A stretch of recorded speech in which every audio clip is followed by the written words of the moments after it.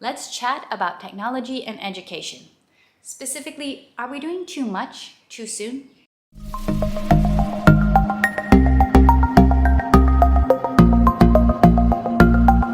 Hi, I am Rachel. I'm a second-generation homeschooler. I will be speaking specifically to homeschool and to the use of technology in homeschool, the use of technology in our homeschool. But I do think that this is a conversation and a topic that applies much more broadly in education at large, and I will be bringing examples from education at large, whether that is in a traditional school or not. So we are all very aware that technology has, for better or worse, completely infiltrated education. We see it so much in the advertising. If you're looking at advertising for these very expensive private schools, they will be advertising how much technology access the children will have in the schools. They'll be advertising the screens that they use in their classroom, the investment that they've made into state-of-the-art technology. You see a lot of this advertising. I see it every day because the private education industry is very big where I live. I see this constantly. It has also very much become a part of homeschool. Even if you see homeschool moms asking for advice in Facebook homeschool groups, they'll be saying, hey, my child is really struggling to pay attention as I'm reading from this long lesson. What can I do to help them be able to pay attention and not zone out and actually learn? And the advice that they're getting, I've seen this repeatedly many times, is, okay, try this. Read for 5 minutes, then take a break to have them watch a video, then come back to reading for 5 minutes, then take a break to watch another video, and the videos are related to the lesson to help make the subjects come alive and to help your child stay motivated and pay attention. So technology is being advertised as a solution to issues within education. But is this solution really going to solve the problems? That is what I question. Now, I am not anti-tech. I would describe my homeschool as a low-tech homeschool, not as a no-tech homeschool. There is a lot of good that can come from technology. Through screens, through videos, we have access to, amazing documentaries about history, about nature and science that are really cool. We can get the experience of traveling to other countries virtually and getting to really see the scenery of those countries. We can watch fun shows like number blocks that make addition and subtraction and multiplication come to life. For our family, we're a bilingual family, and we don't have a Spanish community where we live, but we are able to still access Spanish TV shows through YouTube or through Netflix, and that's really nice to be able to have that extra Spanish input.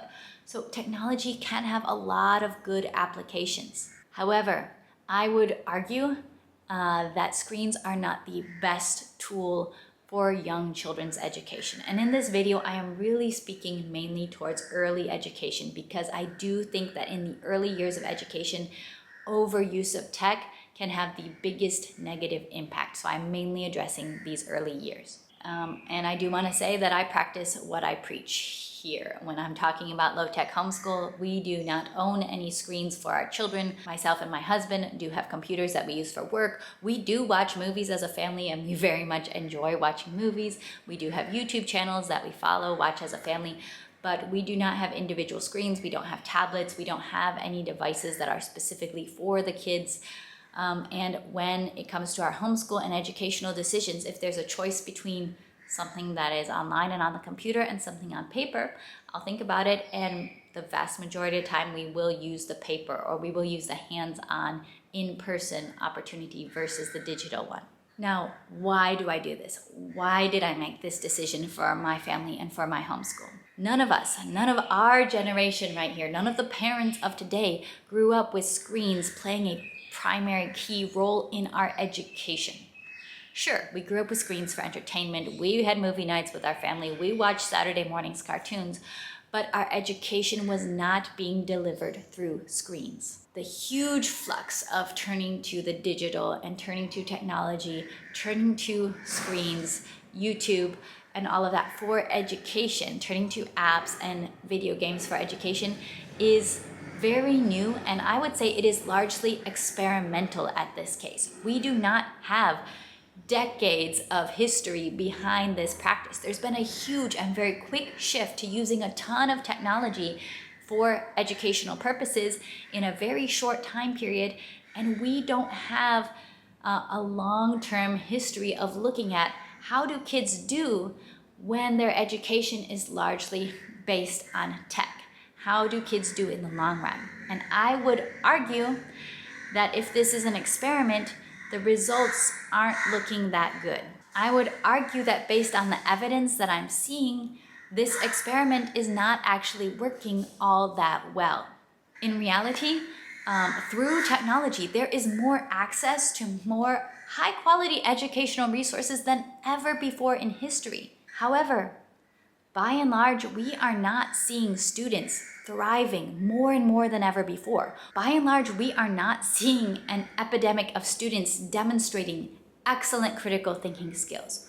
We are not seeing a huge influx of students showing excellent fine motor skills, gross motor skills, an excellent grasp of the knowledge of how math works, how language works. We are not seeing more and more kids who are multilingual and just really thriving in their education. So we've poured a lot of investment into technology for our schools, for our homeschools, for education. We have access to so much information, access to so many resources, so many games, so many videos. So you would think that was so much more than any of us had access to when we were being educated in the 80s and the 90s, 20, 30 years ago or before. So we have more access to more educational resources, more information than ever before, but we are simply not seeing that translate into greater capability than ever before. We're not seeing it translate into greater mastery of skills than ever before. This is why I would argue it doesn't seem to be working. The experiment doesn't seem to be working, so maybe we need to take a step back and think that while we thought that this learning app was such a great idea, that this learning game, it made it all fun, it made it engaging for the kids and the kids loved it, maybe we need to take a step back and think, is this really how young children learn best? I don't believe that some of the really core learning practices that we know through decades and centuries of human history, the practices that we know produce good fruit, can't really be replicated by just widespread putting our kids on computers to learn stuff. What are some of those core and time-tested learning practices? One of them is simply discussion or conversation, learning through discussion. And I do have a video about this with my mom that I will link to down below. But you really cannot replicate the interaction of learning through discussion and engaging in deep conversations over topics, wrestling with topics through putting your child on a screen. You don't get to have the face-to-face emotional cues, facial cues, the verbal skills that are being developed through wrestling with topics, through discussion and conversation. Another key learning practice is simply doing something with what you have learned, whether that is drawing, whether that is writing. There's a very strong motor memory connection. I truly believe in it, that when you get your body involved in what you are doing, when you take the time to physically write out what you've learned, draw out what you've learned, or when you complete a project related to what you have learned, that is necessary for really bringing learning to life and cementing it. I've studied a lot of languages. I've studied languages with different writing systems than English, like Chinese characters.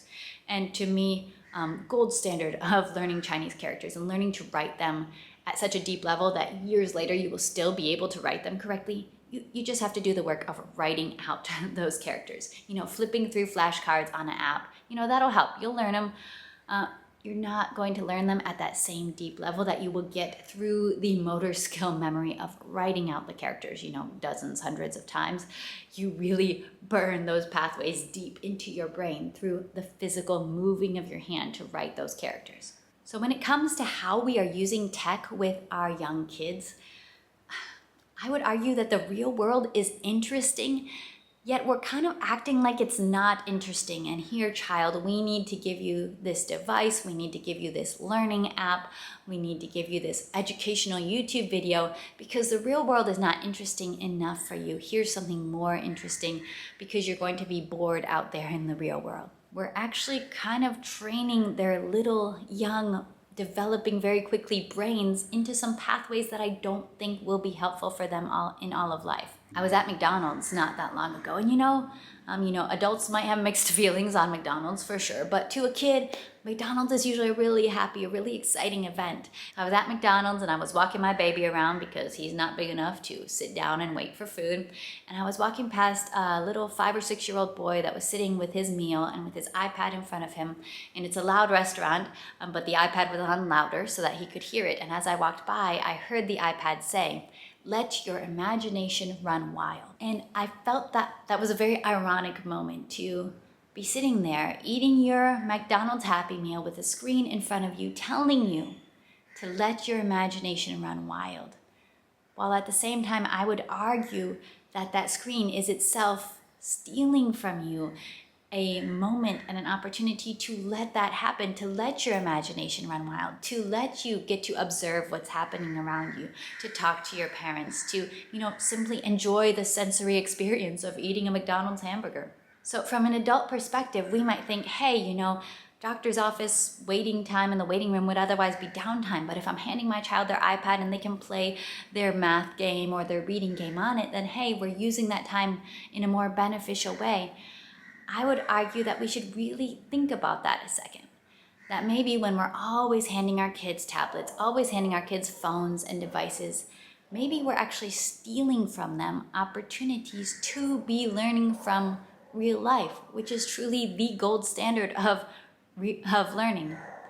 Being bored is necessary for brain development. It is absolutely necessary. Sitting around in a doctor's waiting room being bored, sitting around waiting while your parents at the DMV is a necessary part of life.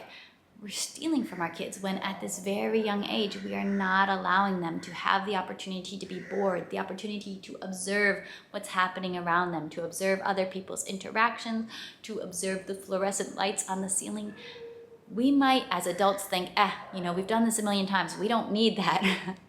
You probably do, but I would argue that your kids need it even more. They're new here. Their brains are still developing, and I would argue that they need boredom time more than they need another opportunity to practice math facts on the iPad. Another concern with overuse of technology in early education is that it is known that it is simply very, very hard for deep concentration, deep learning, and deep memory to be built using screens. When a teacher is teaching a child a lesson, the teacher can often have a pretty keen sense of when that child's attention is gone and when they are focusing on something else and when they're not listening. And so the teacher can adapt. The teacher can bring in conversation questions. The teacher can bring in movement. The teacher can, change the subject, change the pace, go to the whiteboard, get them standing up. A skilled teacher is excellent at being able to judge when their students' attention is failing, when they're getting sidetracked by something in the atmosphere or just by the thoughts in their own brain, and bringing attention back. And that's very helpful as a young child is learning to deeply focus on a subject. A screen cannot replicate that. Your child can be watching an educational video, and the screen doesn't know when they have gotten sidetracked and they're thinking about lunch or they're thinking about what they want to do next or whatever it is. And it is very well known that deep concentration is very hard to accomplish with a screen. It's very easy for adults to get sidetracked, and it's very easy for students to get sidetracked as well. And the screen cannot respond the same way that a human can when a child does get distracted. So for me, how do I handle technology use in my homeschool? For me, if there's a good reason to use technology, I do. We were learning about Greece recently, and we have books that we're reading about Greece, and we're notebooking about Greece, but we also watched some videos on Greece because it's really nice to be able to see the country and to be able to see some of those monuments that we're learning about, and being able, we were trying to plan our own itinerary around Greece by looking at these different sites that they were visiting and recommending you visit and deciding which ones we would want to prioritize going to. It was great. When there's a good reason to use technology, I do. But when there's not a good reason to use technology, I don't. I don't have any math app games because I can play math games with my kids. I don't have any flashcard apps for new vocabulary for the languages because I can do that. Or they can do that together. Or we can use a whiteboard. Or we can run around the room finding things that match our vocabulary words that we're learning. I don't need it. So when it's not necessary, I don't use it. So when I do have the choice, I choose lower tech. And yes, will there be a time that comes when we use more technology in our homeschool? Absolutely, as my kids get older. But I am not putting the cart before the horse, because I do not believe that we are going to see good results from that approach. Now, for example, my son has asked to learn typing, and I definitely want him to learn typing. I want him to become a very skilled typist. I am a skilled typist. I actually got my first job doing secretarial work because I'm very good at typing. But I am not going to put the cart before the horse. I have told him, when you can write several good sentences, well-composed sentences with correct grammar, punctuation, capitalization, when you're confident with that skill of being able to handwrite out some sentences, that's when we're going to start typing. Because I don't want to start teaching typing when a child doesn't yet know what's worth saying or how to say it skillfully.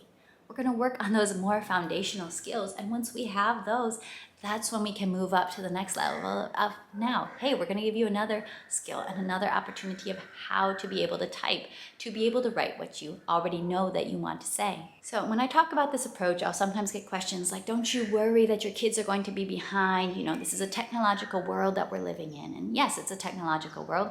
I'm here talking to you on YouTube. I am very well aware of that. However, the fact that this is a technological world does not negate the fact that it is still an analog world. It is still a real world. Real world skills will never be a detriment. Also, all of us did not grow up with this level of technology at all. You know, I did not get home internet till I was a teenager. None of us who are my age did.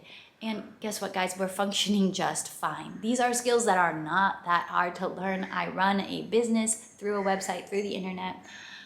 It's actually not that hard. You don't need to be having your 3 and 4-year-old learning how to swipe on an iPad in order to give them a leg up in the technological world.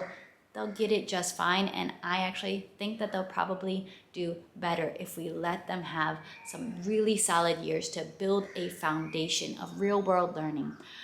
Learning through conversation, learning through doing and through projects and through writing before we start engaging more and more with technology-based learning. All right, thank you so much for listening today. Feel free to share with me any of your thoughts and comments and how you approach technology in your homeschool or how you are seeing it used in the educational world that surrounds you. I would love to hear from your experiences. And I'll be seeing you next time in my next nerdy homeschool video. Bye.